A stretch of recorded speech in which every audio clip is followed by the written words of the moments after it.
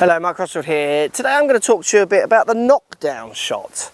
So I've just watched the Open Championship. I'm sure lots of you watched it on telly or saw clips of it through the week. Windy courses where you need to control your trajectory into wind and downwind, so hitting it high or lower.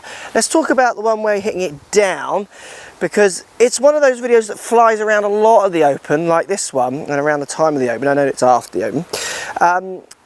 And I see lots of information that I think confuses a lot of golfers, because when I see them try to do what people call the information out as what they should do, when I see them doing it in practice as students, I see them getting it very wrong, making a similar mistake each time. I'll show you what I mean.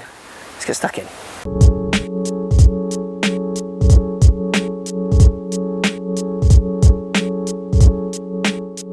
So knockdown shot, I've got a 7-iron in my hand here, and if I was going to hit the ball lower, I'd move ball positions all in an effort to try and change dynamic loft delivered into the ball. So I'm just going to hit a lower shot here.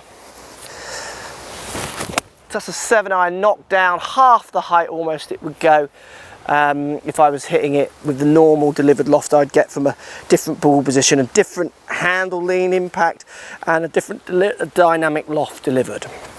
Now, the most common mistake I see made with knockdown shots is, for me, as soon as I move that ball back in my stance, so as soon as I go and put the ball closer to my right foot, so move it back here and the handle goes forwards, what happens is my club path now is instantly moving more right than wherever it is as default.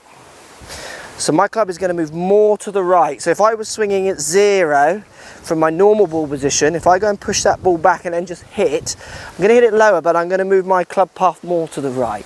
So if you're someone who hits, say, 5 degrees out to in, so from right to left, and you go and put that ball near the back of your stance to hit your lower shot, you probably find your club path goes nearer 0.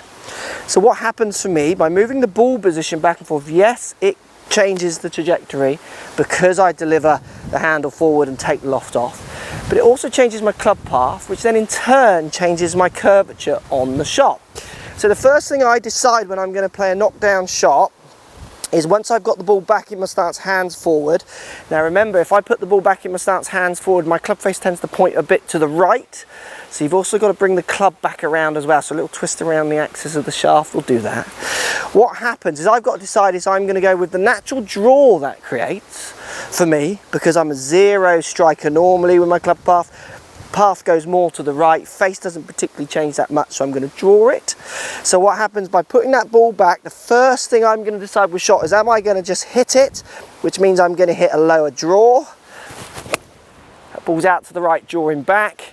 Now often when it's windy, the problem with that shot, if it's into off the right, or even just off the right, sometimes I'd play a knockdown, that's going to really exaggerate that spin. So I find a lot of golfers, when they do this, they knock the ball back and they just start overdrawing it because they're not working in that change of club path. So the way I will often play a knockdown shot, ball back in my stance, but I'll have my feet aiming a bit further left, because I'm going to feel like I'm swinging more left to try and keep the path at 0.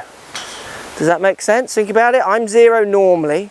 Put the ball back in my stance, if I just swing, it moves the path to the right, so let's say 4 degrees in to out.